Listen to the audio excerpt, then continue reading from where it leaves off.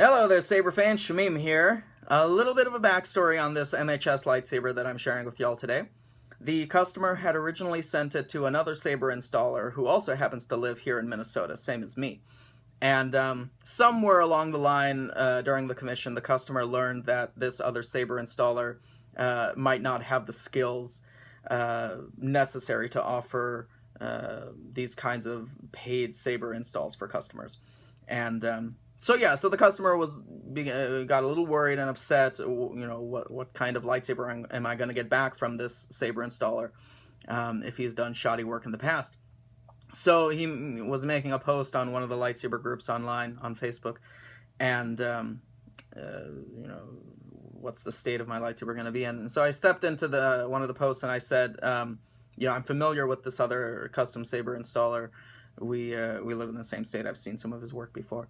And if you happen to get this lightsaber back from him and it's not acceptable for whatever reason, send it to me and I will fix up anything that's wrong with it, and I'll do it free of charge for you. A, because I want to help a brother out, and B, because I want to represent Minnesota sabersmiths a little bit more highly than this other custom saber installer does. So yeah, the customer received the hilt. He did an unboxing video and recorded it as he opened it for the first time when he got it back from the saber installer. And it was a little bit of a mess. And by a little bit, I mean, oh my God. So he took me up on my offer and sent it to me, the customer did. And I received it, and I ended up replacing everything internally. And even the exterior has been polished up quite a bit. So anyway, before I move on to the hilt itself and talking about what's inside, I want to just briefly mention that the other saber installer in question has stepped back from offering paid installs for customers and is only working on practicing on his own sabers and improving his own skill until it is up to the level that is acceptable within the saber community. So on that note, I commend him for that. So yeah, enough about that. Let's move on to the lightsaber that we have in front of us and do a review on this guy. So it's an MHS design, about a foot long, and it's a Sith lightsaber. So we've got a tri-Cree XPE2 red-red-white LED for just a solid red blade with a white flash on clash. We've got switch and recharge port here. Internally, it's a V6 chassis from Custom Saber Shop, which houses a 18650 lithium-ion battery, Nano Biscotti V3 soundboard, and then a 2-watt high-bass speaker. Yeah, the two sound fonts on here are both by Lord Blako. It's pitch black, and then his original The Force Awakens Kylo sound font. So let's take a look at this guy. Here at the emitter, we've got a dual-tone brass and aluminum blade plug up there. I think it's by Saberforge. This is one of their older models. The emitter is a really nice, I love the Maul style emitter. This is nice. And it also gives you a very lovely choke point or a hand guard up here if you're holding it like this or even like this with a longer grip. You've got your grenade section. Moving on to the longer grip, you have, I think this is box 9 from Custom Saber Shop. Anyway, it houses a 16mm nickel-plated AV switch, as well as a 2.1mm recharge port with a red anodized kill key. Again, you've got the powder coating along most of the hilt, so for some detail accents. Then you've got your brass cover tech knob, and then a short pommel, which is vented for sound. Yeah, there are some deeper, I mentioned earlier that I polished up the hilt and cleaned it up a bit, but there were some deeper dings and scratches. There's one right there. You've got a few in the grenade section. There's one right there in the middle. There's another one right there in the middle of the silver part. And let's see, there's a few in here somewhere. There it is, right below the red kill key.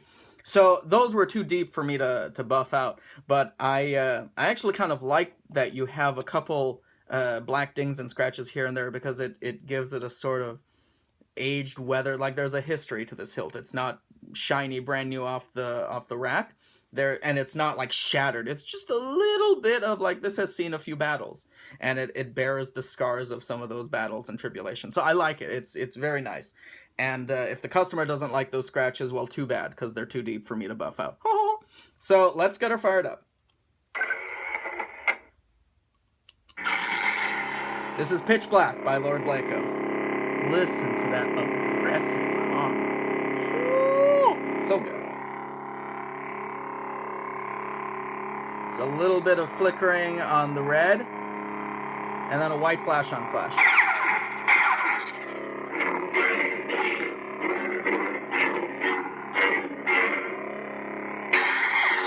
Listen to that clash. So cool.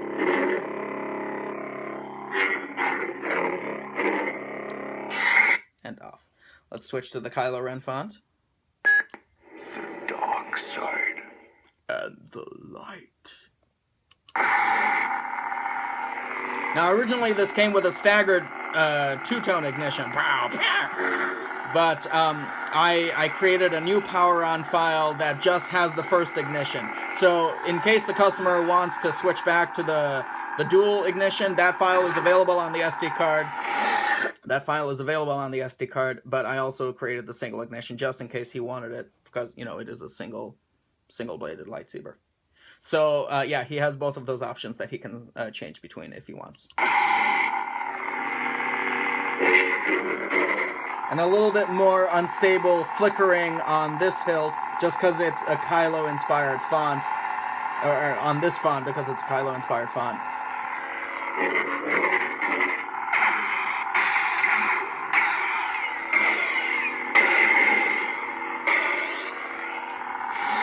And off.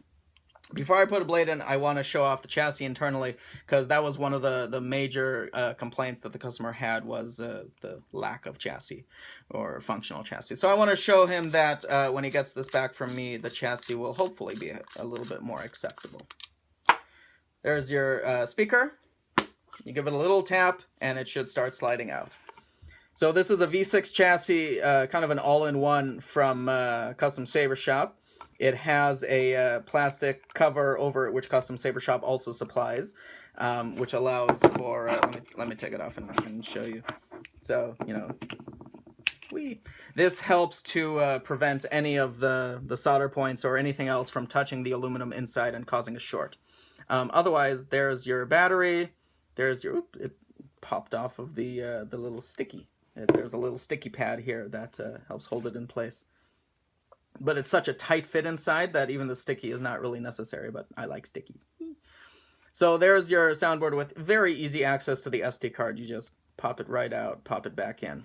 So very easy. That's as far out as it comes, the wiring. You can see that the solder points, hopefully you can see. Let's see if we can focus. Anyway, the solder points are very low. They're very clean. Everything is good. It's all held in place here. And then when you're ready to slide it back in, you just pop the plastic back in and push the wires deep. Boom. Very easy. Slides back in, and then the pommel screws it back in place. Make it tight. Absolutely no shaking whatsoever. Every direction, everything is solid. Ready to go for full speed, full contact dueling. Let's take out the blade plug. We'll throw a blade in there. It'll accept any 1-inch diameter blade, thin or thick walled. The dark side. There we go. Nice, solid red. Nothing fancy about it. Pure Sith, pure dark side. The lovely white flash on clash that looks great on both camera and in person. Sensitive swing, sensitive clashes. Let's switch to pitch black, press and hold.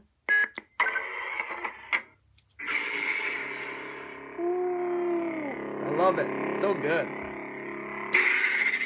Even way up here at the tip, you activate the clash, the flash and clash. So it's very sensitive. I love the sensors on Plector Lab soundboards.